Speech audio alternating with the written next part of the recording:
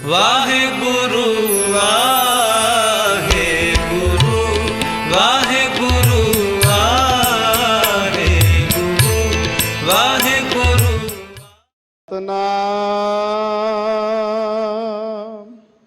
ਸ੍ਰੀ ਵਾਹਿਗੁਰੂ ਸਾਹਿਬ ਜੀ। ਟੋਡੀ ਮਹੱਲਾ ਪੰਜਵਾ। ਸਤਿਗੁਰ ਆਇਓ ਸਰਣ ਤੁਹਾਰੀ, ਮਿਲੈ ਸੁਖ ਨਾਮ ਹਰ ਸੋਭਾ। ਚਿੰਤਾ ਲਾਹੇ ਹਮਾਰੀ, ਸਤਿਗੁਰ ਆਇਓ ਸਰਣ ਤੁਹਾਰੀ, ਮਿਲੈ ਸੁਖ ਨਾਮ ਹਰ ਸੋਭਾ। ਚਿੰਤਾ ਲਾਹੇ ਹਮਾਰੀ, ਰਹਾਉ ਅਵਰ ਨ ਸੂਝੈ ਦੂਜੀ ਠਾਹਰ। ਹਾਰ ਪਰਿਓ ਤਉ ਦੁਆਰੀ, ਲੇਖਾ ਛੋੜ ਅਲੇਖੈ ਛੂਟਹਿ। ਹਮ ਨਿਰਗੁਣ ਲੇਹੁ ਉਬਾਰੀ, ਸਦ ਬਖਸ਼ਿੰਦ ਸਦਾ ਮਿਹਰਵਾਨਾ। ਸਭਨਾ ਦੇ ਆਧਾਰੀ, ਨਾਨਕ ਦਾਸ ਸੰਤ ਪਾਸ਼ੈ ਪਰਿਓ। ਰਾਖ ਲੇਹੁ ਇਹ ਬਾਰੀ, ਸਦ ਬਖਸ਼ਿੰਦ ਸਦਾ ਮਿਹਰਵਾਨਾ। ਸਭਨਾ ਦੇ ਆਧਾਰੀ, ਨਾਨਕ ਦਾਸ ਸੰਤ ਪਾਸ਼ੈ ਪਰਿਓ। ਰਾਖ ਲੇਹੁ ਇਹ ਬਾਰੀ। ਵਾਹਿਗੁਰੂ ਜੀ ਕਾ ਖਾਲਸਾ, ਵਾਹਿਗੁਰੂ ਜੀ ਕੀ ਫਤਿਹ। ਪਰਮ ਸਨਮਾਨਯੋਗ ਧੰਨ ਧੰਨ ਗੁਰੂ ਰਾਮਦਾਸ ਪਾਤਸ਼ਾਹ ਜੀ ਦੇ ਪਾਵਨ ਪਵਿੱਤਰ ਅਸਥਾਨ ਗੁਰਦੁਆਰਾ ਮੰਜੀ ਸਾਹਿਬ ਦੀਵਾਨ ਹਾਲ, ਚਬਰ ਛਤਰ ਤਖਤ ਦੇ ਮਾਲਕ ਧੰਨ ਗੁਰੂ ਗ੍ਰੰਥ ਸਾਹਿਬ ਮਹਾਰਾਜ ਜੀ ਦੇ ਪਾਵਨ ਪਵਿੱਤਰ ਚਰਨਾਂ ਦੇ ਵਿੱਚ ਜੁੜ ਬੈਠੇ ਗੁਰੂ ਪਿਆਰੇ ਸਤ ਸੰਗੀ ਜਨੋ, ਸਤਿਗੁਰੂ ਮਹਾਰਾਜ ਜੀ ਦੀ ਪਾਵਨ ਹਜ਼ੂਰੀ ਅੰਦਰ ਜੁੜ ਬੈਠ ਅੱਜ ਜੋ ਗੁਰੂ ਅਰਜਨ ਦੇਵ ਮਹਾਰਾਜ ਪੰਚਮ ਪਾਤਸ਼ਾਹ ਜੀ ਨੇ ਕਿਰਪਾ ਕੀਤੀ, ਟੋਡੀ ਰਾਗ ਦੇ ਵਿੱਚ ਜੋ ਪਾਵਨ ਹੁਕਮ ਦੀ ਦਾਤ ਬਖਸ਼ੀ, ਬੜੇ ਹੀ ਪਿਆਰ ਸਤਿਕਾਰ ਦੇ ਨਾਲ ਭਾਈ ਸਾਹਿਬ ਜੀ ਪਾਸੋਂ ਅੱਜ ਦਾ ਹੁਕਮ ਸ਼ਬਦ ਰੂਪ ਵਿੱਚ ਆਪ ਜੀ ਨੇ ਸਰਵਨ ਕੀਤਾ ਹੈ। ਅੰਮ੍ਰਿਤਮਈ ਬਾਣੀ ਅੱਜ ਦੇ ਪਾਵਨ ਹੁਕਮ ਦੀ ਵਿਚਾਰ ਨਾਲ ਸਾਂਝ ਪਾਉਣ ਵਾਸਤੇ ਜੋ ਸਮਾਂ ਪ੍ਰਾਪਤ ਹੋ ਰਿਹਾ ਹੈ, ਮਨ ਬਿਰਤੀਆਂ ਨੂੰ ਇਕਾਗਰ ਕਰਦੇ ਹੋਏ ਨਮਾਣੇ ਜੇ ਹੋ ਕੇ ਸਤਿਗੁਰੂ ਜੀ ਦੇ ਚਰਨਾਂ ਵਿੱਚ ਜੁੜਨ ਦਾ ਯਤਨ ਕਰੀਏ। ਸਭਨਾਂ ਦੀਆਂ ਹਾਜ਼ਰੀਆਂ ਸਮਰੱਥ ਸਤਿਗੁਰੂ ਜੀ ਦੇ ਪਾਵਨ ਚਰਨਾਂ ਵਿੱਚ ਲੱਗ ਜਾਣ। ਗੁਰੂ ਪਾਤਸ਼ਾਹ ਜੀ ਅੱਜ ਦੇ ਇਸ ਹੁਕਮ ਦੁਆਰਾ ਜੋ ਸਾਨੂੰ ਦੁਨਿਆਵੀ ਮਨੁੱਖੀ ਜੀਵਾਂ ਨੂੰ ਸਮਝਾਉਣਾ ਚਾਹੁੰਦੇ ਨੇ। ਇੱਕ ਮਨ ਇੱਕ ਚਿੱਤ ਹੋ ਕੇ ਸਮਝਣ ਦਾ ਯਤਨ ਕਰੀਏ ਜੀ। ਸਤਨਾਮ ਸ੍ਰੀ ਵਾਹਿਗੁਰੂ ਸਾਹਿਬ ਜੀ। ਟੋਡੀ ਮਹੱਲਾ ਪੰਜਵਾਂ। ਸਤਿਗੁਰ ਆਇਓ ਸਰਣ ਤੁਹਾਰੀ। ਅੱਜ ਗੁਰੂ ਪਾਤਸ਼ਾਹ ਜੀ ਨੇ ਕਿਰਪਾ ਕੀਤੀ, ਸ਼ਹੀਦਾਂ ਦੇ ਸਰਤਾਜ ਬਾਣੀ ਕੇ ਬੋਹਿਤ ਧੰਨ ਗੁਰੂ ਅਰਜਨ ਦੇਵ ਮਹਾਰਾਜ ਜੀ ਨੇ ਟੋਡੀ ਰਾਗ ਦੇ ਵਿੱਚ ਇਹ ਪਾਵਨ ਹੁਕਮ ਬਖਸ਼ਿਆ, ਜੋ ਗੁਰੂ ਗ੍ਰੰਥ ਸਾਹਿਬ ਮਹਾਰਾਜ ਜੀ ਦੇ ਪਾਵਨ ਅੰਗ 713 ਉੱਪਰ ਸੁਭਾਏਮਾਨ ਹੈ। ਸਾਡੀ ਇੱਕ ਸਮਰੱਥ ਸਤਿਗੁਰੂ ਜੀ ਦੇ ਚਰਨਾਂ ਦੇ ਵਿੱਚ ਬੇਨਤੀ ਹੈ ਕਿ ਹੇ ਸਤਿਗੁਰੂ ਪਾਤਸ਼ਾਹ ਜੀ, ਅਸੀਂ ਤੁਹਾਡੀ ਸ਼ਰਨ ਦੇ ਵਿੱਚ ਆਏ ਹਾਂ। ਅਗਰ ਦੁਨੀਆ ਦੇ ਵਿੱਚ ਵੇਖਿਆ ਜਾਏ ਤੇ ਕੋਈ ਕਿਸੇ ਦੀ ਸ਼ਰਨ ਵਿੱਚ ਜਾਂਦਾ ਹੈ, ਕੋਈ ਕਿਸੇ ਦੀ ਸ਼ਰਨ ਵਿੱਚ, ਕੋਈ ਕਿਸੇ ਦਾ ਆਸਰਾ ਤੱਕਦਾ ਹੈ, ਕੋਈ ਕਿਸੇ ਦਾ। ਪਰ ਅਸੀਂ ਜਿਸ ਦੀ ਸ਼ਰਨ ਦੇ ਵਿੱਚ ਆਏ ਹਾਂ ਉਹ ਹੈ ਸਤਿਗੁਰ, ਸੱਚਾ ਗਿਆਨ ਦੇਣ ਵਾਲਾ, ਸਤ ਨਾਲ ਜੁੜਿਆ ਹੋਇਆ ਉਹ ਗੁਰੂ, ਜਿਨੇ ਸਾਡੇ ਮਨ ਦੇ ਭਰਮ ਨੂੰ ਮਿਟਾ ਦੇਣਾ ਹੈ। ਪਹਿਲੇ ਸਾਨੂੰ ਇਹ ਸਮਝ ਹੋਵੇ ਕਿ ਜਿਹਦੀ ਸ਼ਰਨ ਵਿੱਚ ਆਏ ਹਾਂ ਉਹ ਕਿੰਨੀ ਕੁ ਸਮਰੱਥਾ ਦਾ ਮਾਲਕ ਹੈ। ਅੰਮ੍ਰਿਤਮਈ ਬਾਣੀ ਦਾ ਜਦੋਂ ਅਸੀਂ ਪਾਠ ਕਰਦੇ ਹਾਂ ਤੇ ਸਾਹਿਬ ਜੀ ਕਹਿੰਦੇ, ਸਤ ਪੁਰਖ ਜਿਨ ਜਾਣਿਆ ਸਤਿਗੁਰ ਤਿਸ ਕਾ ਨਾਉ। ਜਿਨੇ ਸਤ ਪੁਰਖ ਨੂੰ ਜਾਣਿਆ ਹੈ, ਜਿਹੜਾ ਸਤ ਪੁਰਖ ਅਕਾਲ ਪੁਰਖ ਪਰਮੇਸ਼ਵਰ ਦਾ ਰੂਪ ਹੈ, ਉਹਦੀ ਸ਼ਰਨ ਦੇ ਵਿੱਚ ਆਵਾਂਗੇ ਤਾਂ ਅਸੀਂ ਸੰਸਾਰ ਤੋਂ ਨਿਰੰਕਾਰ ਤੱਕ ਜੁੜ ਸਕਦੇ ਹਾਂ। ਸਤਿਗੁਰੂ ਦੀ ਸ਼ਰਨ ਦੇ ਵਿੱਚ ਆਉਣ ਦਾ ਮਤਲਬ ਕਿ ਮੈਂ ਸੁਣ ਕੇ ਆਇਆ ਕਿ ਐਸੇ ਸਤਿਗੁਰੂ ਦੇ ਦਰ ਤੇ ਆਉਣ ਦੇ ਨਾਲ ਸੁੱਖ ਵੀ ਮਿਲਦਾ ਹੈ ਔਰ ਦੁੱਖ ਵੀ ਜਿਹੜੇ ਨੇ ਉਹ ਕੱਟੇ ਜਾਂਦੇ ਨੇ।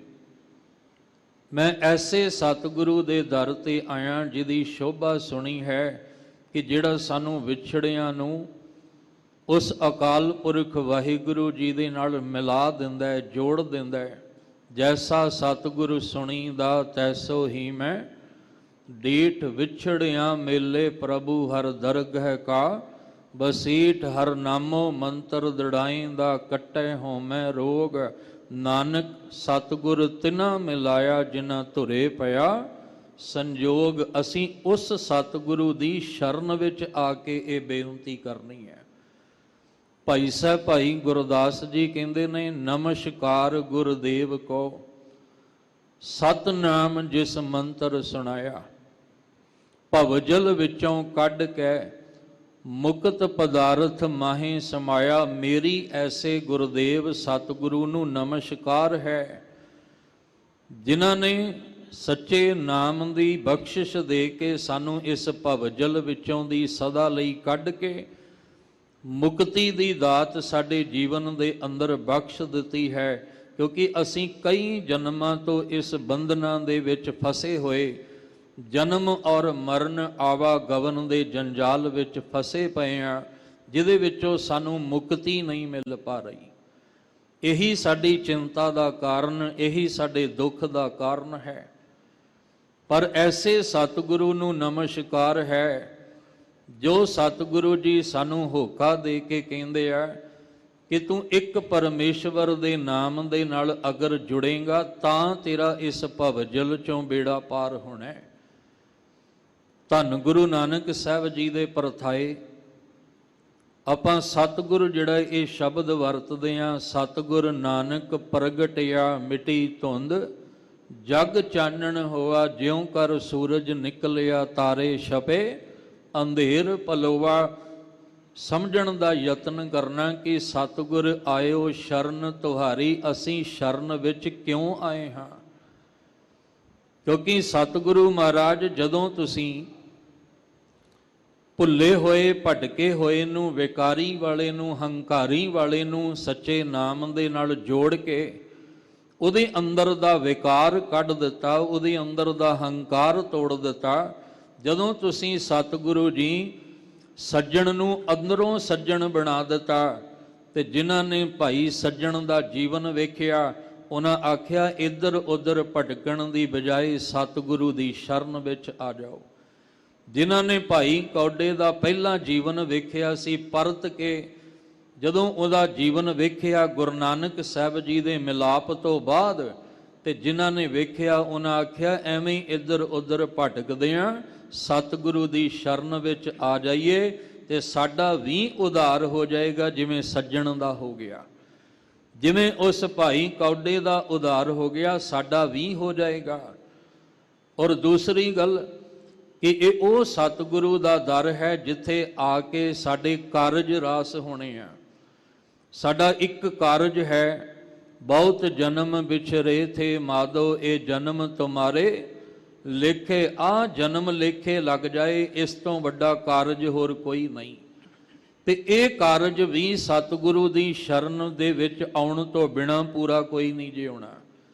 ਅਸੀਂ ਜਿੰਨੇ ਮਰਜ਼ੀ ਅਧੂਰਿਆਂ ਮਗਰ ਭਟਕ ਲਈਏ, ਪਰ ਜਿੰਨਾ ਚਿਰ ਸਤਿਗੁਰੂ ਦੀ ਸ਼ਰਨ ਵਿੱਚ ਨਹੀਂ ਨਾ ਆਉਂਦੇ, ਜਿੱਥੇ ਸੱਚਾ ਗਿਆਨ ਸਾਨੂੰ ਪ੍ਰਾਪਤ ਹੋਣਾ ਹੈ, ਉਨਾ ਚਿਰ ਸਾਡਾ ਕਾਰਜ ਰਾਸ ਨਹੀਂ ਹੋਣਾ। ਵੱਡੀ ਵਡਿਆਈ ਅਚਰਜ ਸ਼ੋਭਾ ਕਾਰਜ ਆਇਆ, ਰਾਸੇ ਨਾਨਕ ਕਉ ਗੁਰ ਪੂਰਾ ਭੇਟਿਓ ਸਗਲੇ, ਦੁਖ ਬਿਨਾਸੇ। ਜਿਨੇ ਪੂਰੇ ਗੁਰੂ ਦਾ ਮਿਲਾਪ ਆਪਣੇ ਜੀਵਨ ਅੰਦਰ ਹਾਸਲ ਕਰ ਲਿਆ, ਉਹਦੇ ਸਾਰੇ ਦੁੱਖ ਨਾਸ਼ ਹੋ ਜਾਂਦੇ ਆ। ਅੱਜ ਗੁਰੂ ਸਾਹਿਬ ਮਹਾਰਾਜ ਜੀ ਨੇ ਕਿਰਪਾ ਕੀਤੀ ਕਿ ਇੱਕ ਅਰਜ਼ੋਈ, ਇੱਕ ਬੇਨਤੀ ਲੈ ਕੇ ਅਸੀਂ ਇਸ ਦਰ ਤੇ ਆਏ ਹਾਂ। ਸਤਿਗੁਰ ਆਇਓ ਸ਼ਰਨ ਤੁਹਾਰੀ, ਹੇ ਸਤਿਗੁਰੂ ਜੀ ਮੈਂ ਤੁਹਾਡੀ ਸ਼ਰਨ ਦੇ ਵਿੱਚ ਆਇਆ ਹਾਂ। ਤੇ ਸੁਭਾਵਿਕ ਹੈ ਜਦੋਂ ਆਪਾਂ ਕਿਸੇ ਕੋਲ ਜਾਂਦੇ ਹਾਂ ਤੇ ਉਹ ਅੱਗੋਂ ਪੁੱਛਦਾ ਵੀ ਤੂੰ ਕਿਉਂ ਆਇਆ ਹੈ, ਤੇਰੇ ਆਉਣ ਦਾ ਕਾਰਨ, ਤੇਰੇ ਆਉਣ ਦੀ ਵਜ੍ਹਾ ਕੀ ਹੈ। ਤੇ ਸਤਿਗੁਰੂ ਨੇ ਪੁੱਛਿਆ ਵੀ ਤੇਰੇ ਆਉਣ ਦਾ ਕਾਰਨ। ਅਸੀਂ ਫਿਰ ਜਵਾਬ ਦਿੱਤਾ, ਮਿਲੈ ਸੂਖ ਨਾਮ ਹਰਿ ਸੋਭਾ, ਚਿੰਤਾ ਲਾਹੇ ਹਮਾਰੀ। ਮੇਰੇ ਆਉਣ ਦਾ ਕਾਰਨ ਇਹ ਹੈ ਕਿ ਮੈਨੂੰ ਹੇ ਸਤਿਗੁਰੂ ਜੀਓ ਇਹ ਨਾਮ ਦੀ ਬਖਸ਼ਿਸ਼ ਮਿਲ ਜਾਏ, ਕਿਉਂਕਿ ਪਤਾ ਲੱਗਾ ਕਿ ਸਤਿਗੁਰੂ ਨਾਮ ਦਾ ਦਾਤਾ ਹੈ।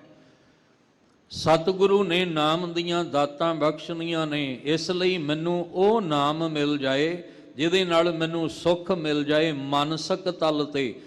ਜੇ ਅਸੀਂ ਮਾਇਆਵੀ ਤਲ ਤੇ, ਸਰੀਰਕ ਤਲ ਤੇ ਵੇਖੀਏ ਤਾਂ ਸੁੱਖ ਬੜੇ ਅਸੀਂ ਭੋਗੇ ਨੇ, ਪਰ ਮਾਨਸਿਕ ਤਲ ਤੇ ਸੁੱਖ ਨਾਮ ਤੋਂ ਬਿਨਾਂ ਨਹੀਂ ਜੇ ਮਿਲਣਾ।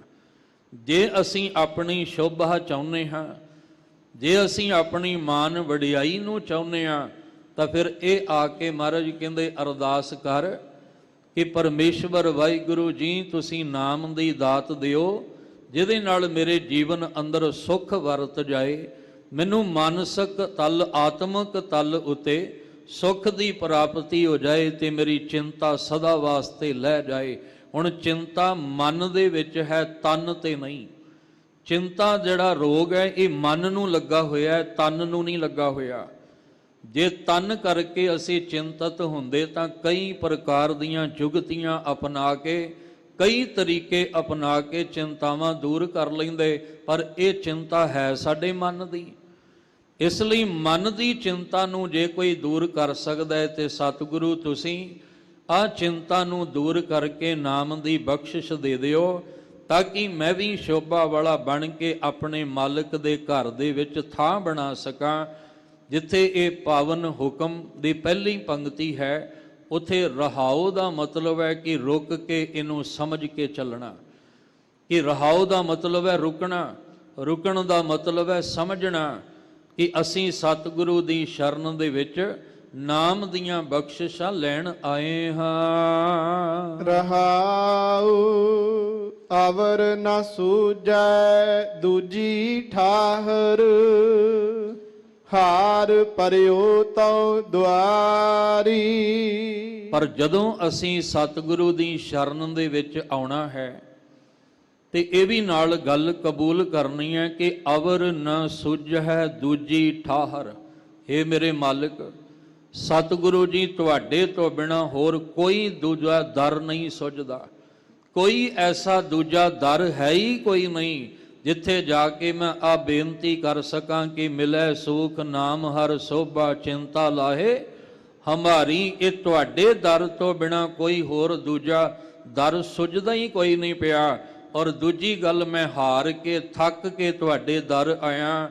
ਹਾਰ ਕੇ ਦਾ ਮਤਲਬ ਹੁੰਦਾ, ਇਹਦਾ ਮਤਲਬ ਪਹਿਲਾਂ ਹੋਰ ਵੀ ਕਿਸੇ ਦੀ ਸ਼ਰਨ 'ਚ ਗਿਆ ਸੀ, ਪਹਿਲਾਂ ਕਿਸੇ ਹੋਰ ਦਾ ਵੀ ਆਸਰਾ ਤੱਕਿਆ, ਪਰ ਜਦੋਂ ਦੇਖਿਆ ਵੀ ਇੱਥੇ ਸੁੱਖ ਨਹੀਂ ਮਿਲਣਾ, ਇੱਥੇ ਸੱਚਾ ਨਾਮ ਨਹੀਂ ਮਿਲਣਾ, ਜਿਹੜਾ ਸਤਿਗੁਰੂ ਜੀ ਕਹਿੰਦੇ ਜਪ ਮਨ ਸਤਨਾਮ ਸਦਾ, ਸਤਨਾਮ ਉਹ ਨਾਮ ਨਹੀਂ ਮਿਲਣਾ ਜਿਹਨੂੰ ਮਹਾਰਾਜ ਕਹਿੰਦੇ ਜਪੋ ਤਾਂ ਏਕੋ ਨਾਮਾ ਅਵਰ ਨਿਰਾਫਲ ਕਾਮਾ। ਇੱਕ ਉਹ ਸੱਚਾ ਨਾਮ ਪਰਮੇਸ਼ਵਰ ਦਾ, ਉਹ ਸਤਿਗੁਰੂ ਦੇ ਦਰ ਤੋਂ ਬਿਨਾਂ ਕਿਸੇ ਹੋਰ ਦੇ ਦਰ ਤੋਂ ਮਿਲਣਾ ਹੀ ਕੋਈ ਨਹੀਂ ਹੈ, ਕਿਉਂਕਿ ਨਾਮ ਦੀ ਬਖਸ਼ਿਸ਼ ਸਤਿਗੁਰੂ ਦੇ ਦਰ ਤੇ ਹੈ। ਇਸ ਲਈ ਕੋਈ ਦੂਜੀ ਹੋਰ ਥਾਂ ਨਹੀਂ ਸੁਝਦੀ ਜਿੱਥੇ ਜਾ ਕੇ ਮੈਂ ਇਹ ਪੁਕਾਰ, ਇਹ ਬੇਨਤੀ ਕਰ ਸਕਾਂ, ਮੈਂ ਹਾਰ ਕੇ ਤੁਹਾਡੇ ਦਰ ਤੇ ਆਇਆ, ਤੁਸੀਂ ਮੇਰੇ ਤੇ ਮਿਹਰ ਕਰੋ। ਤੁਮਰੀ ਸ਼ਰਨ ਤੁਮਾਰੀ ਆਸਾ, ਤੁਮ ਹੀ ਸੱਜਣ ਸੁਹੇਲੇ, ਤੁਮ ਹੀ ਸੱਜਣ ਸੁਹੇਲੇ। ਜਦੋਂ ਆਪਾਂ ਕਵਾਂਗੇ ਨਾ, ਇਹਦਾ ਮਤਲਬ ਤੁਹਾਡੇ ਤੋਂ ਬਿਨਾ ਹੁਣ ਕਿਸੇ ਹੋਰ ਤੇ ਭਰੋਸਾ ਨਹੀਂ, ਤੁਹਾਡੇ ਤੋਂ ਬਿਨਾ ਹੁਣ ਕਿਸੇ ਹੋਰ ਤੇ ਆਸ ਨਹੀਂ। ਤੁਮ ਹੀ ਸੱਜਣ ਸੁਹੇਲੇ, ਰਾਖੋ ਰਾਖਣ ਹਾਰ ਦਇਆਲਾ, ਨਾਨਕ ਘਰ ਕੇ ਗੋਲੇ। ਮੈਨੂੰ ਆਪਣੇ ਘਰ ਵਿੱਚ ਰੱਖ ਕੇ, ਦਰ ਤੇ ਰੱਖ ਕੇ, ਆਪਣੇ ਦਰ ਦਾ ਸੇਵਕ ਬਣਾ ਕੇ ਇਹ ਨਾਮ ਦੀ ਬਖਸ਼ਿਸ਼ ਦੇ ਦਿਓ, ਕਿਉਂਕਿ ਸਗਲ ਦੁਆਰ ਕੋ ਛਾੜ ਕੇ ਗਇਓ ਤੁਹਾਰੋ ਦੁਆਰ, ਬਾਹੇ ਗਏ ਕੀ ਲਾਜ ਆਸ, ਗੋਬਿੰਦ ਦਾਸ ਤੁਹਾਰ।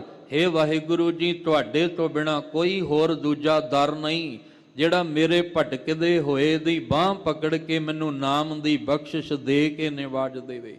ਸੱਚ ਜਾਣਿਓ, ਇੱਥੇ ਤਾਂ ਨਾਮ ਦੀ ਬਖਸ਼ਿਸ਼ ਲਈ ਕਹਿੰਦੇ ਆ ਨਾ, ਸਤਿਗੁਰ ਆਇਓ ਸ਼ਰਨ ਤੁਹਾਰੀ।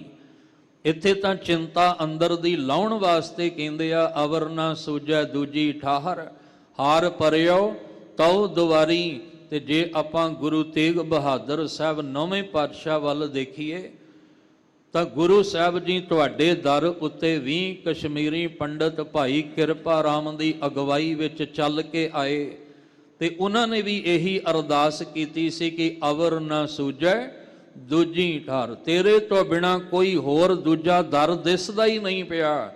ਅਸੀਂ ਬੜੇ ਦਰ ਤੇ ਜਾ ਕੇ ਠੋਕਰਾਂ ਖਾ ਕੇ ਆ ਗਏ, ਪਰ ਸਾਡੀ ਕਿਸੇ ਨੇ ਵੀ ਬਾਂਹ ਪਕੜ ਕੇ ਲਾਜ ਨਹੀਂ ਰੱਖੀ। ਗੁਰੂ ਤੇਗ ਬਹਾਦਰ ਸਾਹਿਬ ਤੁਹਾਡੇ ਦਰ ਤੇ ਆਏ ਆ, ਇੱਕ ਕਿਰਪਾ ਕਰ ਦਿਓ ਸਾਡੀ ਬਾਂਹ ਪਕੜ ਕੇ, ਜਿਹੜੀ ਅੰਦਰ ਚਿੰਤਾ ਲੱਗੀ ਹੋਈ ਹੈ ਕਿ ਧਰਮ ਦਾ ਅਸਥਾਨ ਮਿਟ ਨਾ ਜਾਏ, ਧਰਮ ਦੇ ਚਿੰਨ੍ਹ ਕਿਤੇ ਮਿਟ ਨਾ ਜਾਣ, ਇੱਕ ਕਿਰਪਾ ਕਰ ਦਿਓ ਸਾਡੇ ਤਿਲਕ ਤੇ ਜੰਜੂ ਦਾ ਰਖਵਾਲਾ ਬਣ ਜਾਓ।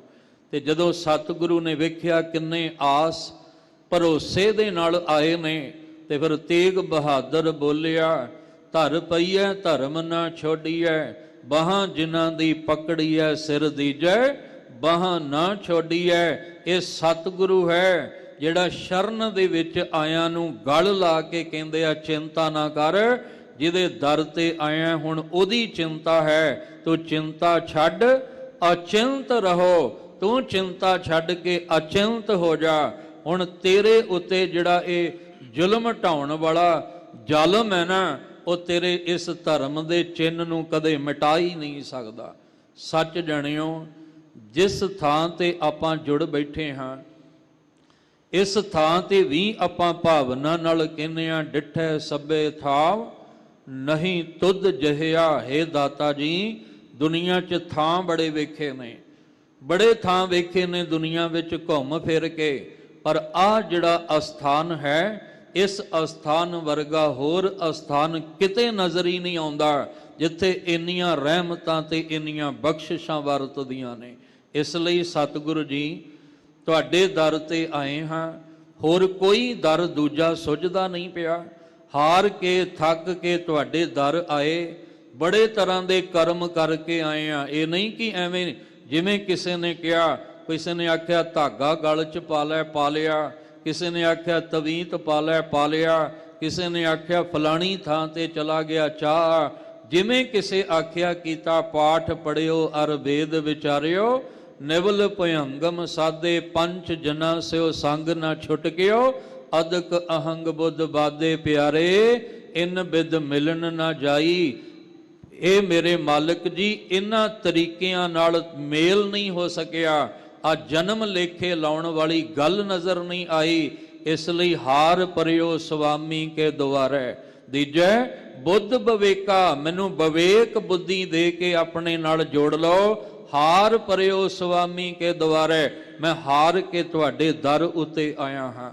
ਇਸ ਲਈ ਗੁਰੂ ਅਰਜਨ ਦੇਵ ਪਾਤਸ਼ਾਹ ਨੇ ਜੀ ਰਹਿਮਤ ਵਰਤਾਉਂਦੇ ਆ ਕਿ ਤੁਹਾਡੇ ਦਰ ਤੇ ਆਇਆ, ਹੋਰ ਕੋਈ ਦਰ ਸੁੱਝਦਾ ਨਹੀਂ।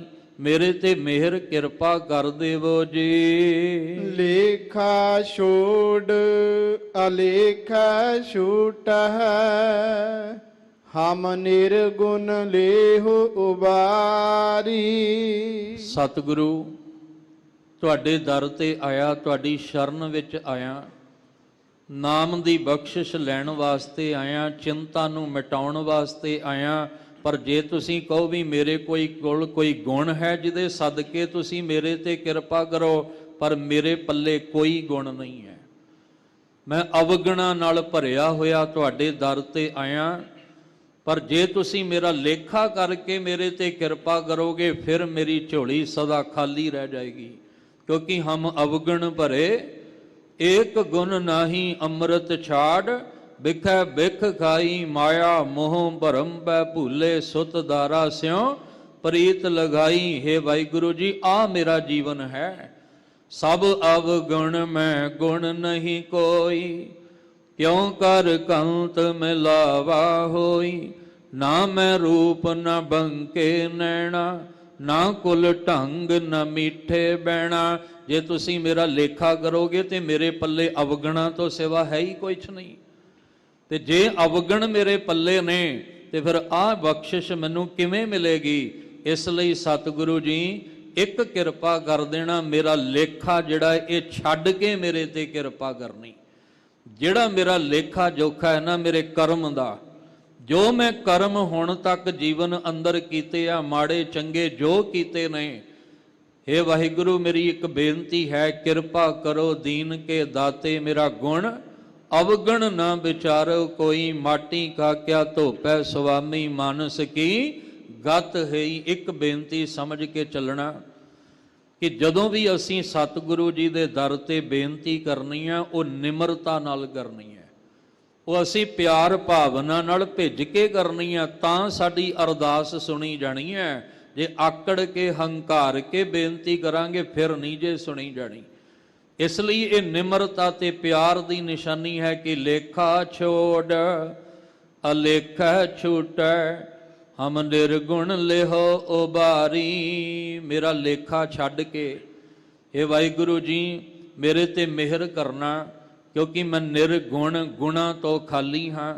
ਮੇਰੇ ਕੋਲ ਇੰਨਾ ਵੀ ਗੁਣ ਨਹੀਂ ਹੈ, ਪਰ ਹਾਂ ਜੇ ਤੁਹਾਡੇ ਦਰ ਤੇ ਵੀ ਆ ਗਿਆ ਨਾ, ਇਹ ਵੀ ਉਸ ਮਾਲਕ ਦਾ ਇੱਕ ਤਰਸ ਸਮਝਦਾ।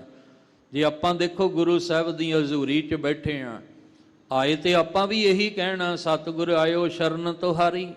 ਪਰ ਇੱਕ ਗੱਲ ਨੋਟ ਕਰਿਓ ਕਿ ਸਤਿਗੁਰੂ ਦੀ ਸ਼ਰਨ ਵਿੱਚ ਆਏ ਆ, ਇਹ ਵੀ ਸਾਡੇ ਵਾਸਤੇ ਬੜੀ ਵੱਡੀ ਗੱਲ ਹੈ। ਜੇ ਸਤਿਗੁਰੂ ਜੀ ਨੇ ਆਪਣੇ ਚਰਨਾਂ ਵਿੱਚ ਬਿਠਾ ਲਿਆ, ਇਹ ਵੀ ਉਹਦਾ ਇੱਕ ਤਰਸ ਹੈ। ਅਸੀਂ ਆਪਣੇ ਗੁਣਾਂ ਕਰਕੇ ਨਹੀਂ ਆਏ, ਧਿਆਨ ਰੱਖਣਾ। ਜੇ ਬੰਦਾ ਕਵੇ ਵੀ ਮੇਰੇ ਵਿੱਚ ਆ ਚੰਗਾ ਗੁਣ ਸੀ ਤਾਂ ਮੈਂ ਆਇਆ, ਨਹੀਂ, ਨਾ ਚੰਗੇ ਗੁਣ ਦੇ ਨਾਲ ਸੰਗਤ ਕੀਤੀ ਜਾਣੀ ਹੈ, ਨਾ ਆਪਣੇ ਚੰਗੇ ਗੁਣ ਦੇ ਸਦਕੇ ਆ ਕਥਾ ਕੀਰਤਨ ਨਾਲ ਜੁੜਿਆ ਜਾਣਾ। ਇੱਥੇ ਇੱਕ ਅਰਦਾਸ ਹੋਰ ਕਰੀਏ, ਸ਼ੁਕਰਾਨੇ ਦੀ ਕਿ ਮਾਲਕ ਜੀ ਇਹ ਤੁਹਾਡਾ ਤਰਸ ਹੈ ਜੋ ਸਾਨੂੰ ਆ ਸੰਗਤ ਵਿੱਚ ਬੈਠਣਾ ਨਸੀਬ ਹੋ ਗਿਆ। ਤੇਰਾ ਕੀਤਾ ਜਾਤੋ ਨਾਹੀ ਮੈਨੂੰ ਜੋਗ, ਕੀ ਤੋਈ ਮੈਂ ਨਿਰਗੁਣ ਆਰੇ ਕੋ ਗੁਣ ਨਾਹੀ, ਆਪੇ ਤਰਸ ਪਇਓਈ ਤਰਸ ਪਿਆ ਮਹਿ ਰਾਮਤ ਹੋਈ, ਸਤਿਗੁਰ ਸੱਜਣ ਮਿਲਿਆ ਨਾਨਕ ਨਾਮ ਮਿਲੇ ਤਾਂ ਜੀਵਾਂ ਤਨ ਮਨ ਥੀਵੇ ਹਰਿਆ। ਇਹ ਤਰਸ ਹੈ ਨਾ, ਸਤਿਗੁਰ ਸੱਜਣ ਮਿਲਿਆ। ਅੱਗੋਂ ਸਤਿਗੁਰੂ ਜੀ ਨੂੰ ਆਪਾਂ ਬੇਨਤੀ ਕਰਕੇ ਕਹਿਣਾ ਮਿਲੇ ਸੂਖ ਨਾਮ ਹਰ ਸ਼ੋਭਾ। ਇਸ ਲਈ ਜਦੋਂ ਤੁਸੀਂ ਮੇਰੇ ਤੇ ਕਿਰਪਾ ਕਰਿਓ, ਮੇਰਾ ਗੁਣ ਅਵਗਣ ਨਾ ਵੇਖਿਓ, ਮੇਰੇ ਕੀਤੇ ਹੋਏ ਕਰਮ ਦਾ ਲੇਖ ਇੱਕ ਪਾਸੇ ਰੱਖ ਕੇ ਮੇਰੇ ਤੇ ਕਿਰਪਾ ਕਰੋਗੇ ਤਾਂ ਮੇਰਾ ਜਿਹੜਾ ਹੈ ਇਸ ਜੰਜਾਲ ਤੋਂ ਛੁਟਕਾਰਾ ਹੋਵੇਗਾ। ਇਸ ਲਈ ਇਸ ਨਿਰਗੁਣ ਨੂੰ ਤੁਸੀਂ ਸਤਿਗੁਰੂ ਜੀ ਇਸ ਭਵਜਲ ਵਿੱਚੋਂ ਬਚਾ ਸਕਦੇ ਹੋ। ਆਪਣੀ ਮਿਹਰ ਕਿਰਪਾ ਕਰੋ ਜੀ। ਸਦ ਬਖਸ਼ਿੰਦ ਸਦਾ ਮਿਹਰਵਾਨਾ, ਸਭਨਾ ਦੇ ਆਧਾਰੀ। ਹੁਣ ਇਹ ਗੱਲ ਕਿਉਂ ਕਹੀ ਆਪਾਂ, ਕਿਉਂ ਕਹਿਣੀ ਹੈ ਸਤਿਗੁਰੂ ਜੀ ਦੇ ਚਰਨਾਂ ਵਿੱਚ ਕਿ ਹਮ ਨਿਰਗੁਣ ਲਿਹੋ ਉਬਾਰੀ, ਮੇਰੇ ਵਰਗੇ ਨਿਰਗੁਣ ਨੂੰ ਬਚਾ ਲਓ ਇਸ ਭਵਜਲ ਵਿੱਚੋਂ ਡੁੱਬਣ ਤੋਂ। ਕਿਉਂਕਿ ਸਤਿਗੁਰੂ ਜੀ, ਮੈਂ ਇਹ ਵੀ ਸੁਣਿਆ ਤੁਹਾਡੇ ਦਰ ਤੇ ਆਉਣ ਲੱਗਿਆਂ ਕਿ ਤੁਸੀਂ ਸਦਾ ਬਖਸ਼ਿੰਦ ਹੋ, ਸਦਾ ਬਖਸ਼ਿਸ਼ਾਂ ਕਰਨ ਵਾਲੇ, ਹਰ ਇੱਕ ਨੂੰ ਬਖਸ਼ ਦਿੰਦੇ ਹੋ ਜਿਹੜਾ ਤੁਹਾਡੇ ਦਰ ਤੇ ਆਉਂਦਾ ਹੈ। ਤੁਸੀਂ ਉਹਦਾ ਗੁਣ ਅਵਗਣ ਨਹੀਂ ਤੱਕਦੇ, ਕਿਉਂਕਿ ਸਤਿਗੁਰ ਸਭਨਾਂ ਦਾ ਭਲਾ ਮਨਾਉਣ ਵਾਲਾ ਹੈ। ਉਹ ਸਭਨਾਂ ਦਾ ਭਲਾ ਕਰਦਾ ਹੈ, ਕਿਸੇ ਦਾ ਬੁਰਾ ਨਹੀਂ। ਸਤਿਗੁਰੂ ਜੀ ਤੁਸੀਂ ਸਦਾ ਬਖਸ਼ਿੰਦ ਹੋ, ਬਖਸ਼ ਦੇਣ ਵਾਲੇ ਹੋ, ਸਦਾ ਮਿਹਰਵਾਨ, ਹਰ ਵੇਲੇ ਮਿਹਰ ਕਰਨ ਵਾਲੇ ਹੋ ਤੁਸੀਂ, ਔਰ ਸਭਨਾਂ ਨੂੰ ਆਸਰਾ ਦੇਣ ਵਾਲੇ। ਜਿਹੜਾ ਤੁਹਾਡੀ ਸ਼ਰਨ ਵਿੱਚ ਆਵੇ, ਇਹੀ ਕਾਰਨ ਹੈ ਕਿ ਧੰਨ ਗੁਰੂ ਅਰਜਨ ਦੇਵ ਮਹਾਰਾਜ ਜੀ ਨੇ ਹਰਿਮੰਦਰ ਸਾਹਿਬ ਦਰਬਾਰ ਸਾਹਿਬ ਦੀ ਰਚਨਾ ਜਦੋਂ ਕੀਤੀ ਹੈ ਤੇ 4 ਦਰਵਾਜ਼ੇ ਰੱਖ ਕੇ ਇੱਕ ਰਸਤਾ ਬਣਾਇਆ। ਉਹਦਾ ਮਤਲਬ ਇਹ ਸੀ ਕਿ ਜਿਹਨੇ ਆਉਣਾ ਇੱਕ ਰਾਹ ਤੋਂ ਆਇਓ, ਇੱਥੇ ਵੰਡੀਆਂ ਪਾ ਕੇ ਨਹੀਂ ਆਉਣਾ, ਇੱਥੇ ਸਭਨਾਂ ਨੇ ਇੱਕ ਹੋਣ ਵਾਸਤੇ ਆਉਣਾ। 4 ਦਰਵਾਜ਼ਿਆਂ ਦਾ ਮਤਲਬ ਸੀ ਖੱਤਰੀ ਬ੍ਰਾਹਮਣ ਸ਼ੂਦ ਵੈਸ਼ ਉਪਦੇਸ਼, 4 ਵਰਨਾਂ ਕੋ ਸਾਂਝਾ। ਇਹਦਾ ਮਤਲਬ ਜਿਹੜਾ ਤੁਹਾਡੇ ਦਰ ਤੇ ਆਉਂਦਾ ਹੈ, ਤੁਸੀਂ ਉਹਦੀ ਜਾਤ ਪਾਤ, ਉਹਦਾ ਮੁਲਕ, ਉਹਦਾ ਸ਼ਹਿਰ, ਉਹਦਾ ਨਾਮ, ਉਹਦਾ ਧਰਮ ਵਰਨ ਨਹੀਂ ਵੇਖਦੇ। ਬਸ ਜਿਹੜਾ ਤੁਹਾਡੇ ਦਰ ਤੇ ਆਉਂਦਾ ਹੈ ਤੁਸੀਂ ਉਹਨੂੰ ਆਸਰਾ ਦੇ ਦਿੰਦੇ ਹੋ, ਉਹਨੂੰ ਗਲ ਨਾਲ ਲਾ ਲੈਂਦੇ ਹੋ। ਸਦਾ ਬਖਸ਼ਿੰਦ ਹੋ, ਸਦਾ ਹਰ ਇੱਕ ਨੂੰ ਬਖਸ਼ ਦੇਣ ਵਾਲੇ, ਮਿਹਰ ਦੇ ਘਰ ਵਿੱਚ ਰਹਿਣ ਵਾਲੇ, ਸਭਨਾਂ ਨੂੰ ਆਸਰਾ ਦੇਣ ਵਾਲੇ ਹੋ। ਨਾਨਕ ਦਾਸ ਸੰਤ ਪਾਸ਼ੈ ਪਰਿਓ, ਰਾਖ ਲੇਹੋ ਇਹ ਬਾਰੀ। ਧੰਨ ਗੁਰੂ ਅਰਜਨ ਦੇਵ ਮਹਾਰਾਜ ਜੀ ਕਹਿੰਦੇ ਆ ਕਿ ਸਤਿਗੁਰੂ ਦਾ ਆਸਰਾ ਤੱਕ ਕੇ ਮਾਲਕ ਜੀ ਤੁਹਾਡੇ ਦਰ ਤੇ ਅਰਦਾਸ ਹੈ। ਇਹ ਜਿਹੜੇ ਗੁਰਮੁਖ ਨਾਮ ਦੇ ਰਸੀਏ ਨੇ, ਇਹਨਾਂ ਗੁਰਮੁਖ ਨਾਮ ਦੇ ਰਸੀਆਂ ਦੇ ਸਦਕੇ ਹੀ ਮੇਰੇ ਵਰਗੇ ਨੂੰ ਆਪਣੇ ਦਰ ਤੇ ਆਏ ਨੂੰ ਤੁਸੀਂ ਇਸ ਭਵਜਲ ਵਿੱਚੋਂ ਦੀ ਕੱਢਣ ਵਾਸਤੇ, ਇਸ ਜੰਮਣ ਮਰਨ ਦੇ ਦੁੱਖ ਵਿੱਚੋਂ ਦੀ ਕੱਢਣ ਵਾਸਤੇ, ਇਸ ਆਵਾਗਮਨ ਵਿੱਚੋਂ ਦੀ ਮੁਕਾਉਣ, ਇਹ ਆਵਾਗਮਨ ਮੁਕਾਉਣ ਵਾਸਤੇ। ਔਰ ਆਹ ਜਿਹੜੀ ਵਾਰੀ ਮਿਲੀ ਹੈ ਨਾ ਮਨੁੱਖਾ ਜਨਮ ਦੀ, ਇਸ ਮਨੁੱਖਾ ਜਨਮ ਦੀ ਵਾਰੀ ਨੂੰ ਇਸ ਜਨਮ ਵਿੱਚ ਪਰਮੇਸ਼ਵਰ ਦਾ ਮਿਲਾਪ ਜਿਹੜਾ ਕਰਾਉਣ ਵਾਸਤੇ ਮੇਰੇ ਤੇ ਕਿਰਪਾ ਕਰ ਦਿਓ। ਮੈਂ ਸਤਿਗੁਰੂ ਜੀ ਦੇ ਆਸਰੇ ਤੇ ਆਹ ਨਾਮ ਦੇ ਰਸੀਆਂ ਦੇ ਆਸਰੇ ਬੇਨਤੀ ਕਰਦਾ ਹਾਂ ਕਿ ਮੇਰੇ ਤੇ ਇੱਕ ਮਿਹਰ ਬਖਸ਼ਿਸ਼ ਕਰ ਦਿਓ ਕਿ ਦਰ ਤੇ ਆਏ ਨੂੰ ਆ ਮਨੁੱਖਾ ਜਨਮ ਕਿਤੇ ਸਫਲ ਹੋ ਜਾਏ। ਆਪਣੇ ਨਾਮ ਦੀ ਬਖਸ਼ਿਸ਼ ਦੇ ਦਿਓ, ਆਪਣੇ ਨਾਮ ਦੀਆਂ ਦਾਤਾਂ ਦੇ ਦਿਓ। ਇਹ ਸਤਿਗੁਰੂ ਜੀ ਦੇ ਦਰ ਤੇ ਆ ਕੇ ਆਪਾਂ ਨਾਮ ਦੀ ਦਾਤ ਲੈਣੀ ਆ, ਕਿਉਂਕਿ ਮਨੁੱਖਾ ਜਨਮ ਇੱਕ ਸਾਨੂੰ ਵਾਰੀ ਮਿਲੀ ਹੈ। ਵਾਰੀ ਦਾ ਅਰਥ ਹੁੰਦਾ ਮੌਕਾ ਮਿਲਣਾ, ਹੋਰ ਕਿਸੇ ਜਨਮ ਵਿੱਚ ਆ ਮੌਕਾ ਨਹੀਂ ਜੇ ਮਿਲਣਾ। ਜਨਮ ਬਹੁਤ ਨੇ ਪਰ ਵੱਖ-ਵੱਖ ਜਨਮ, ਵੱਖ-ਵੱਖ ਜੂਨਾਂ ਵਿੱਚ ਆ ਮੌਕਾ ਨਹੀਂ ਮਿਲਣਾ। ਸਭ ਕਹਿੰਦੇ ਭਈ ਪ੍ਰਾਪਤ ਮਨੁੱਖ ਦੇਹਰੀਆ, ਗੋਬਿੰਦ ਮਿਲਣ ਕੀ ਇਹ ਤੇਰੀ ਵਰੀਆ, ਅਵਰ ਕਾਜ ਤੇਰੇ ਕਿਤੇ ਨਾ ਕਾਮ, ਮਿਲ ਸਾਧ ਸੰਗਤ ਭਜ, ਕੇਵਲ ਨਾਮ। ਤੂੰ ਸੰਗਤ ਵਿੱਚ ਆ ਕੇ ਕੇਵਲ ਨਾਮ ਦੇ ਨਾਲ ਜੁੜ ਜਾ, ਕਿਉਂਕਿ ਇਹਦੇ ਨਾਲ ਹੀ ਆ ਤੇਰੀ ਜਿਹੜੀ ਵਾਰੀ ਤੈਨੂੰ ਮਿਲੀ ਆ ਨਾ, ਇਸ ਵਾਰੀ ਵਿੱਚ ਤੂੰ ਆਪਣਾ ਮਨੁੱਖਾ ਜਨਮ ਸਫਲਾ ਕਰ ਸਕਦਾ ਹੈ। ਤੋ ਅੱਜ ਜਿਹੜਾ ਹੁਕਮ ਸਤਿਗੁਰੂ ਗੁਰੂ ਅਰਜਨ ਦੇਵ ਪਾਤਸ਼ਾਹ ਜੀ ਨੇ ਟੋਡੀ ਰਾਗ ਦੇ ਵਿੱਚ ਹਰਿਮੰਦਰ ਸਾਹਿਬ ਦਰਬਾਰ ਸਾਹਿਬ ਪਵਿੱਤਰ ਅਸਥਾਨ ਤੋਂ ਗੁਰੂ ਗ੍ਰੰਥ ਸਾਹਿਬ ਮਹਾਰਾਜ ਜੀ ਦੇ ਰੂਪ ਵਿੱਚ ਬਖਸ਼ਿਆ, ਉਹਦੇ ਵਿੱਚ ਸਾਡੀ ਇਹੋ ਹੀ ਅਰਦਾਸ ਕਿ ਤੁਹਾਡੀ ਸ਼ਰਨ ਵਿੱਚ ਆਏ ਆ, ਸਾਨੂੰ ਰੱਖ ਲਓ। ਲੜੀਵਾਰ ਸ਼ਬਦ ਵਿਚਾਰ ਨੂੰ ਆਰੰਭਣ ਤੋਂ ਪਹਿਲਾਂ ਕੁਝ ਕੁ ਮਿੰਟ ਆਪ ਜੀ ਨਾਲ ਅੱਜ ਦੇ ਇਸ ਦਿਨ, ਅੱਜ ਦੇ ਇਸ ਸਮੇਂ ਦੀ ਵਿਚਾਰ ਨਾਲ ਸਾਂਝ ਪਾਉਂਦਾ ਚੱਲਾਂ। ਇਹ ਉਹ ਸਤਿਗੁਰੂ ਦਾ ਦਰ ਹੈ ਜਿੱਥੇ ਹਰ ਇੱਕ ਨੂੰ ਆਇਆਂ ਨੂੰ ਸ਼ਰਨ ਮਿਲਦੀ ਹੈ, ਜਿੱਥੇ ਹਰ ਇੱਕ ਨੂੰ ਆਇਆਂ ਨੂੰ ਗਲ ਨਾਲ ਲਾਇਆ ਜਾਂਦਾ ਹੈ, ਹਰ ਇੱਕ ਨੂੰ ਆਸਰਾ ਦਿੱਤਾ ਜਾਂਦਾ ਹੈ।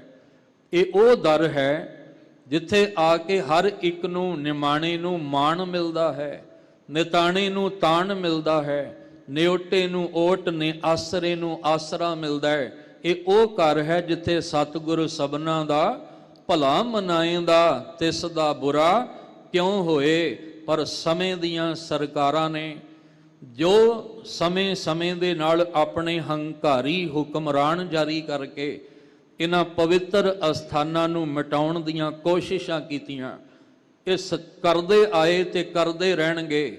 ਪਰ ਸੱਚ ਜਾਣਿਓ, ਇਹ ਹਰਿਮੰਦਰ ਸਾਹਿਬ ਦਰਬਾਰ ਸਾਹਿਬ ਉਹ ਪਵਿੱਤਰ ਅਸਥਾਨ ਹੈ ਜਿੱਥੇ ਆ ਕੇ ਅਸੀਂ ਨਿਰੰਕਾਰ ਨੂੰ ਮਿਲਦੇ ਹਾਂ। ਇਹ ਉਹ ਹਰੀ ਦਾ ਮੰਦਰ ਹੈ ਜਿੱਥੇ ਆ ਕੇ ਅਸੀਂ ਨਿਰੰਕਾਰ ਨਾਲ ਮਿਲ ਕੇ ਆਪਣੇ ਜੀਵਨ ਨੂੰ ਸਫਲਾ ਕਰਨਾ, ਜਾਂ ਕਹਿ ਲਓ ਕਿ ਆ ਸਾਡੀ ਧੜਕਣ ਹੈ।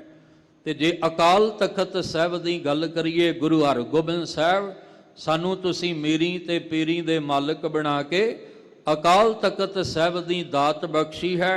ਇਹ ਸਾਡੀ ਸਰਦਾਰੀ ਹੈ, ਇਹ ਸਾਡੇ ਸਿਰ ਦਾ ਤਾਜ ਹੈ, ਜਿਹੜਾ ਸਾਨੂੰ ਚੜ੍ਹਦੀ ਕਲਾ ਦੇ ਵਿੱਚ ਰਹਿਣ ਵਾਸਤੇ ਪ੍ਰੇਰਨਾ ਦਿੰਦਾ ਹੈ। ਜਾਂ ਕਹਿ ਲਓ ਕਿ ਇੱਕ ਨਿਮਰਤਾ ਦਾ ਘਰ ਹੈ ਜਿੱਥੇ ਝੁੱਕ ਕੇ ਆਇਆ ਜਾਂਦਾ ਹੈ। ਇੱਕ ਉਹ ਜਿਹੜਾ ਚੜ੍ਹਦੀ ਕਲਾ ਦਾ ਘਰ ਹੈ ਜਿੱਥੇ ਚੜ੍ਹ ਕੇ ਜਾਇਆ ਜਾਂਦਾ ਹੈ। ਪਰ ਸਮੇਂ ਦੇ ਹੁਕਮਰਾਨ ਕੋਸ਼ਿਸ਼ਾਂ ਕਰਦੇ ਰਹੇ, ਕਿਉਂਕਿ ਜਦੋਂ ਵੀ 1 ਜੂਨ ਦਾ ਦਿਨ ਆਏਗਾ, ਸਾਨੂੰ ਉਹ 84 ਦਾ ਜਿਹੜਾ ਘੱਲੂਘਾਰਾ ਕਦੇ ਨਹੀਂ ਭੁੱਲਣਾ, ਤੇ ਭੁੱਲਣਾ ਵੀ ਸਾਨੂੰ ਨਹੀਂ ਚਾਹੀਦਾ। ਆਉਣ ਵਾਲੀ ਪੀੜ੍ਹੀਆਂ ਤੱਕ ਇਹ ਚੇਤਾ ਰਹਿ ਜਾਏ ਕਿ ਇਹਨਾਂ ਹੁਕਮਰਾਨਾਂ ਨੇ ਘੱਲੂਘਾਰੇ ਦਾ ਅਰਥ ਹੁੰਦਾ ਤਬਾਹੀ ਮਚਾਉਣੀ, ਉਹਦਾ ਅਰਥ ਹੁੰਦਾ ਵਿਨਾਸ਼ ਕਰ ਦੇਣਾ। ਤੇ ਜਿਹੜੇ ਤਬਾਹੀਆਂ ਮਚਾਉਣ ਆਉਂਦੇ ਆ, ਉਹ ਇਹੀ ਸੋਚ ਕੇ ਆਉਂਦੇ ਆ ਕਿ ਇਹਨਾਂ ਦਾ ਵਿਨਾਸ਼ ਕਰ ਦੇਣਾ ਹੈ। 3 ਘੱਲੂਘਾਰਿਆਂ ਦਾ ਇਤਿਹਾਸ ਤੁਹਾਨੂੰ ਪਤਾ ਹੈ। ਇੱਕ ਨੂੰ ਛੋਟਾ ਘੱਲੂਘਾਰਾ ਕਹਿੰਦੇ ਆ, ਇੱਕ ਨੂੰ ਵੱਡਾ। ਇੱਕ ਆ 84 ਦਾ ਉਹ ਘੱਲੂਘਾਰਾ ਜਿਹਦੇ ਵਿੱਚ ਛੋਟੇ ਜਿਹੇ ਬੱਚੇ ਤੋਂ ਲੈ ਕੇ ਬਜ਼ੁਰਗ ਤੱਕ ਨੂੰ ਨਹੀਂ ਬਖਸ਼ਿਆ ਗਿਆ, ਜਿਹਦੇ ਵਿੱਚ ਪਿਆਸੇ ਤਿਹਾਇਆਂ ਨੂੰ ਇੱਕ ਘੁੱਟ ਪਾਣੀ ਦਾ ਵੀ ਨਸੀਬ ਨਹੀਂ ਹੋਣ ਦਿੱਤਾ ਗਿਆ, ਜਿਹੜਾ ਰੋਡ ਸੜਕਾਂ ਤੇ ਖਲੋ ਕੇ ਹਰ ਇੱਕ ਨੂੰ ਕਹਿੰਦਾ ਵੀ ਆਓ ਜਲ ਛਕ ਕੇ ਜਾਓ, ਆਓ ਮਿੱਠਾ ਜਲ ਛਕ ਕੇ ਜਾਓ। ਤੇ ਜਿਹਨੂੰ ਉਹ ਖਲੋ ਕੇ ਕਹਿੰਦਾ ਹੱਥ ਜੋੜ ਕੇ, ਉਹ ਕਿਸੇ ਦਾ ਧਰਮ ਤੇ ਕਿਸੇ ਦਾ ਵਰਨ ਨਹੀਂ ਦੇਖਦਾ, ਉਹ ਕਿਸੇ ਦੀ ਗਰੀਬੀ ਤੇ ਅਮੀਰੀ ਨਹੀਂ ਵੇਖਦਾ। ਹਰ ਗੁਰੂ ਕਾ ਪਿਆਰਾ ਹੱਥ ਜੋੜ ਕੇ ਕਹਿੰਦਾ ਆਓ ਜਲ ਛਕ ਕੇ ਜਾਇਓ। ਪਰ ਇਹਨਾਂ ਦਿਨਾਂ ਦੇ ਵਿੱਚ ਇੰਨਾ ਕੁ ਕਹਿਰ ਜਿਹੜਾ ਸੀ ਉਹ ਢਾਇਆ ਗਿਆ ਕਿ ਇੱਕ ਪਾਣੀ ਦੀ ਬੂੰਦ ਤੱਕ ਵੀ ਜਿਹੜਾ ਸੀ ਉਹ ਤਰਸਾਇਆ ਗਿਆ। ਇਹ ਸ਼ੁਰੂਆਤ ਜਦੋਂ ਆਜ਼ਾਦੀ ਮਿਲਦੀ ਹੈ 1947 ਵਿੱਚ, ਕੱਲ ਵੀ ਆਪ ਜੀ ਨੇ ਸਰਵਨ ਕੀਤਾ ਹੋਵੇਗਾ ਕਿ 1947 ਦੇ ਵਿੱਚ 94% ਗੁਰੂ ਕੇ ਸਿੱਖਾਂ ਦੀ ਜਿਹੜੀ ਸ਼ਹਾਦਤ ਹੈ ਉਹਨੂੰ ਇੱਕ ਪਾਸੇ ਕਰਕੇ ਆਪਣਾ ਰਾਜ, ਆਪਣਾ ਸਿੱਕਾ ਜਿਹੜਾ ਇਹਨਾਂ ਚਲਾਇਆ। ਸਮਾਂ ਜਿਹੜਾ ਸੀ ਆਪਣੀ ਚਾਲ ਚੱਲਦਾ ਗਿਆ। 1971 ਦੇ ਵਿੱਚ ਜਿਹੜੀ ਆ ਲੜਾਈ ਬੰਗਲਾਦੇਸ਼ ਦੀ, ਕਿਉਂਕਿ ਜਿਹੜੇ ਬਹਾਦਰ ਸੂਰਮੇ ਇਸ ਥਾਂ ਤੇ ਰਹਿ ਕੇ ਆਪਣਾ ਆਪ ਕੁਰਬਾਨ ਕਰ ਗਏ, ਉਹਨਾਂ ਅੰਦਰ ਇੱਕ ਭਾਵਨਾ ਸੀ, ਸੂਰਾ ਸੋ ਪਹਿਚਾਨੀਏ ਜੋ ਲਰੇ ਦੀਨ ਕੇ ਹੇਤ, ਪੁਰਜਾ ਪੁਰਜਾ ਕੱਟ ਮਰੇ ਕਬਹੂ ਨਾ ਛਾੜੈ, ਖੇਤ ਉਹਨਾਂ ਵਿੱਚੋਂ ਦੀ ਇੱਕ ਨੇ ਸਰਦਾਰ ਸੁਬੇਗ ਸਿੰਘ, ਜਰਨਲ ਸੁਬੇਗ ਸਿੰਘ। ਪਰ ਇਹਨਾਂ ਦਾ ਪਿਛੋਕੜ ਵੇਖੋ, 1971 ਦੀ ਲੜਾਈ ਵਿੱਚ ਬੰਗਲਾਦੇਸ਼ 90,000 ਜਿਹੜੇ ਆ ਉਹ ਫੌਜੀਆਂ ਦੇ ਹੱਥ ਕੜੇ ਕਰਵਾ ਦਿੱਤੇ ਇਕੱਲੇ ਭਾਈ ਸੁਬੇਗ ਸਿੰਘ ਨੇ। ਔਰ ਇਹ ਜਿਹੜੇ ਸਰਦਾਰ ਸੁਬੇਗ ਸਿੰਘ, ਜਰਨਲ ਸੁਬੇਗ ਸਿੰਘ ਨੇ, ਇਹ ਕੌਣ? ਇਹਨਾਂ ਦਾ ਪਿਛੋਕੜ ਪਰਿਵਾਰ ਤੁਸੀਂ ਵੇਖੋਗੇ ਨਾ, ਇਸੇ ਅਸਥਾਨ ਤੇ ਕਿਸੇ ਵੇਲੇ ਮੱਸਾ ਰੰਗੜ ਨੇ ਆ ਕੇ ਦੁਰਵਰਤੋਂ ਕਰਕੇ ਪਵਿੱਤਰਤਾ ਨੂੰ ਖਤਮ ਕਰਨ ਦਾ ਯਤਨ ਕੀਤਾ। ਉਸ ਵੇਲੇ ਭਾਈ ਸੁੱਖਾ ਸਿੰਘ ਤੇ ਭਾਈ ਮਹਿਤਾਬ ਸਿੰਘ ਵਰਗੇ ਆਉਂਦੇ ਆ ਇਸ ਹੰਕਾਰੀ ਦਾ ਸਿਰ ਲਾਉਣ ਵਾਸਤੇ। ਉਹ ਜਿਹੜਾ ਭਾਈ ਮਹਿਤਾਬ ਸਿੰਘ ਹੈ ਨਾ, ਉਸ ਭਾਈ ਮਹਿਤਾਬ ਸਿੰਘ ਦੀ ਅੰਸ਼ ਵਿੱਚੋਂ ਹੀ ਇਹ ਨੇ ਜਰਨਲ ਸੁਬੇਗ ਸਿੰਘ। ਅੰਦਰ ਇੱਕ ਸ਼ਹੀਦੀ ਵਾਲਾ ਜਿਹੜਾ ਕਹਿ ਲਓ ਕਿ ਬਲੱਡ ਅੰਦਰ ਸੀ। ਅੱਜ ਉਹਨੇ ਅੰਦਰ ਐਸੀ ਭਾਵਨਾ ਬਣਾਈ, ਕਿਉਂਕਿ ਠੇਸ ਬੜੀ ਮਨ ਨੂੰ ਪਹੁੰਚੀ ਸੀ ਕਿ ਜਿਹੜਾ 90,000 ਫੌਜੀਆਂ ਦੇ ਹੱਥ ਕੱਲੇ ਨੇ ਖੜੇ ਕਰਵਾ ਦਿੱਤੇ, ਤੇ ਉਸੇ ਹੀ ਸਰਕਾਰ ਨੇ ਉਸੇ ਹੀ ਸਰਦਾਰ ਸੁਬੇਗ ਸਿੰਘ ਉੱਤੇ ਝੂਠਾ ਇਲਜ਼ਾਮ ਲਾ ਕੇ ਫੌਜ ਵਿੱਚੋਂ ਕੱਢ ਦਿੱਤਾ। ਤੇ ਮਨ ਨੇ ਆਖਿਆ, ਮਨਾ ਇੱਕ ਫੌਜ ਨੇ ਕੱਢਿਆ, ਦੂਜੀ ਫੌਜ ਵਿੱਚ ਭਰਤੀ ਹੋ ਜਾ, ਜਿਹਨੂੰ ਅਕਾਲ ਪੁਰਖ ਦੀ ਫੌਜ ਕਹਿੰਦੇ ਆ, ਜਿਹਨੂੰ ਗੁਰੂ ਕਲਗੀਧਰ ਪਾਤਸ਼ਾਹ ਜੀ ਨੇ ਉਸ ਮਾਲਕ ਦੀ ਮੌਜ ਵਿੱਚ ਪ੍ਰਗਟ ਕੀਤਾ ਹੈ। ਵੈ ਪ੍ਰਗਟਿਓ ਖਾਲਸਾ ਪਰਮਾਤਮ ਕੀ ਮੌਜ, ਕਿਉਂਕਿ ਇਹ ਖਾਲਸਾ ਅਕਾਲ ਪੁਰਖ ਕੀ ਫੌਜ ਹੈ। ਅਕਾਲ ਪੁਰਖ ਦੀ ਫੌਜ ਵਿੱਚ ਆ ਕੇ ਭਰਤੀ ਹੋਣਾ।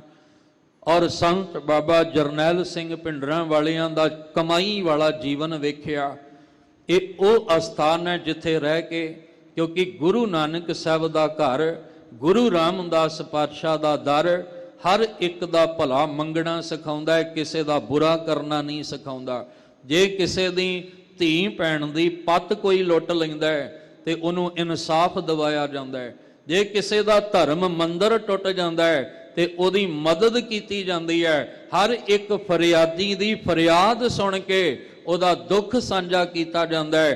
ਪਰ ਸਮੇਂ ਦੇ ਹੁਕਮਰਾਨ, ਦਿੱਲੀ ਦੇ ਤਖਤ ਤੇ ਬੈਠੀ ਇੰਦਰਾ ਨੂੰ ਇਹ ਗੱਲ ਹਜ਼ਮ ਕੋਈ ਨਹੀਂ ਹੁੰਦੀ। ਔਰ ਕੁਝ ਮਤੇ ਜਿਹੜੇ ਨੇ ਉਹ ਪਕਾਏ ਗਏ, ਜਿਹਦੇ ਵਿੱਚ ਆਪਣੇ ਹੱਕ ਲੈਣ ਦੀਆਂ ਗੱਲਾਂ ਜਿਹੜੀਆਂ ਉਹ ਕੀਤੀਆਂ ਗਈਆਂ ਸਨ।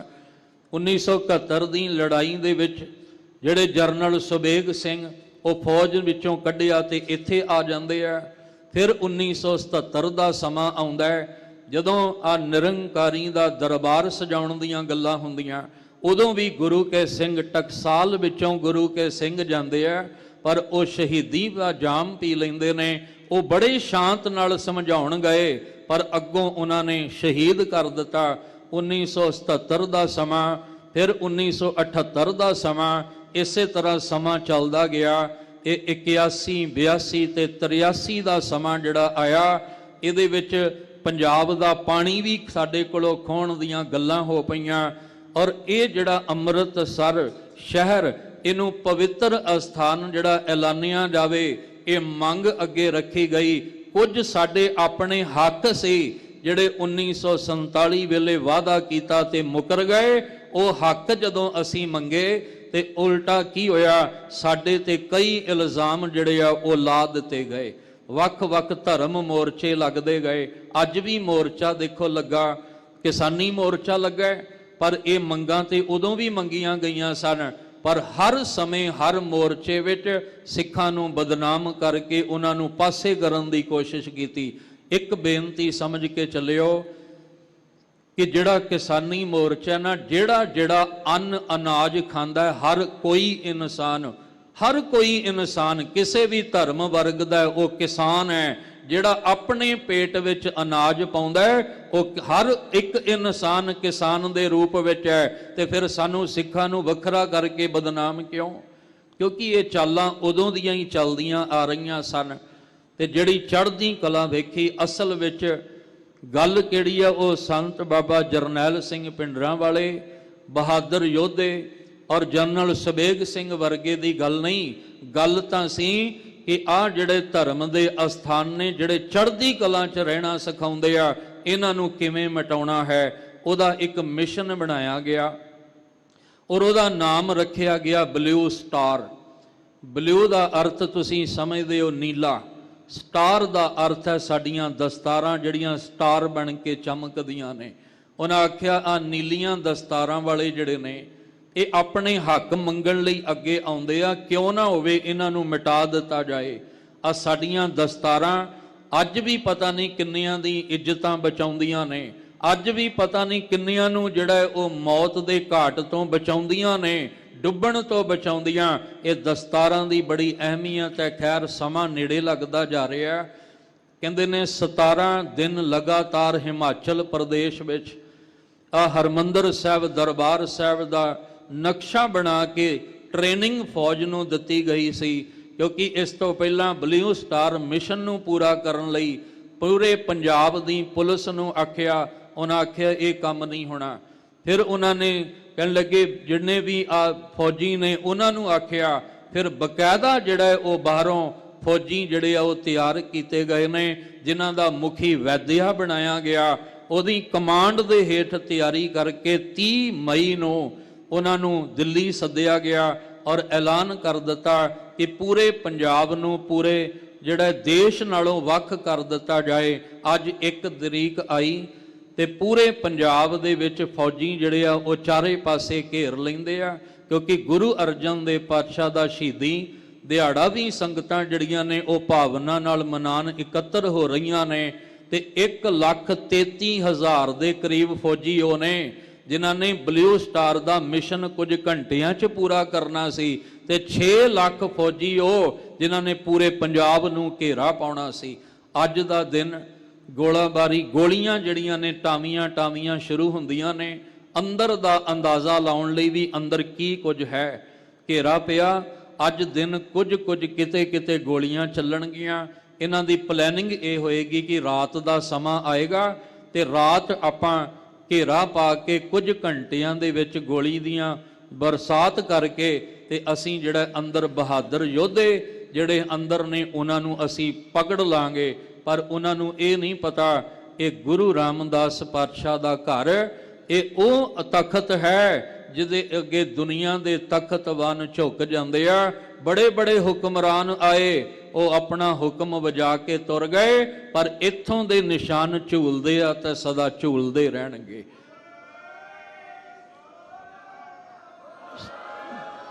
ਸਤਿਗੁਰੂ ਜੀ ਕਿਰਪਾ ਕਰਨ, ਇਹਨਾਂ ਦਿਨਾਂ ਦੇ ਵਿੱਚ ਤੁਸੀਂ ਵਿਚਾਰੋਗੇ ਔਰ ਚੇਤੇ ਕਰੋਗੇ ਉਸ 84 ਦੇ ਘੱਲੂਘਾਰੇ ਵਿੱਚ ਕਿਵੇਂ ਇਹਨਾਂ ਨੇ ਕਹਿਰ ਢਾ ਕੇ, ਕਿਵੇਂ ਬਿਜਲੀ ਦਾ ਕਨੈਕਸ਼ਨ ਕੱਟ ਕੇ ਤੇ ਪਿਆਸੇ ਤਿਹਾਏ ਜਿਹੜਾ ਉਹ ਸ਼ਹੀਦ ਕੀਤਾ। ਉਹਨਾਂ ਸ਼ਹੀਦਾਂ ਨੂੰ ਆਪਾਂ ਪ੍ਰਣਾਮ ਕੁਝ ਮਿੰਟ ਕੁ ਵਾਸਤੇ ਲੜੀਵਾਰ ਵਿਚਾਰ ਨਾਲ ਬੜੇ ਪਿਆਰ ਨਾਲ ਸਾਂਝ ਪਾਓ ਜੀ। ਗੋਂਡ ਮੋਕੋ ਤਾਰ ਲੇ ਰਾਮਾ ਤਾਰ ਲੇ।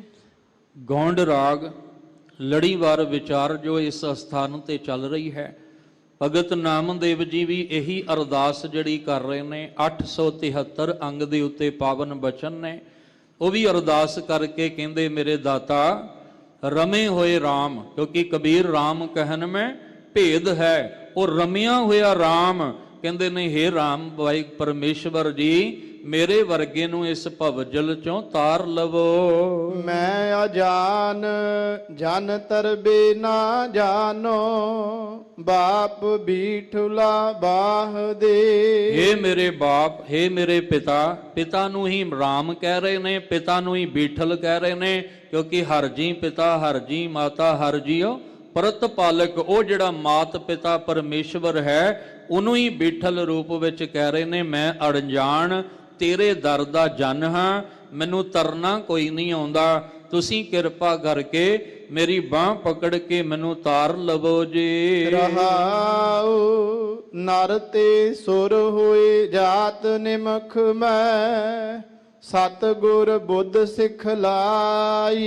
ਦੇਖੋ ਕੈਸੀ ਵਿਚਾਰ ਅੱਜ ਸੁਮੇਲ ਹੈ ਕਿ ਉਧਰ ਕਹਿ ਰਹੇ ਆ ਕਿ ਸਤਿਗੁਰ ਆਇਓ ਸ਼ਰਨ ਤੁਹਾਰੀ, ਇੱਧਰ ਕਹਿ ਰਹੇ ਆ ਕਿ ਸਤਿਗੁਰ ਬੁੱਧ ਸਿਖਲਾਈ। ਜਿਹਨੂੰ ਸਤਿਗੁਰੂ ਨੇ ਆਪਣੀ ਮੱਤ ਦੇ ਕੇ, ਸਿੱਖਿਆ ਦੇ ਕੇ ਉਹਨੂੰ ਇਸ ਤਰਨ ਵਾਸਤੇ ਭਵਜਲ ਚੋਂ ਪਾਰ ਹੋਣ ਵਾਸਤੇ ਮੱਤ ਦਿੱਤੀ ਆ ਨਾ।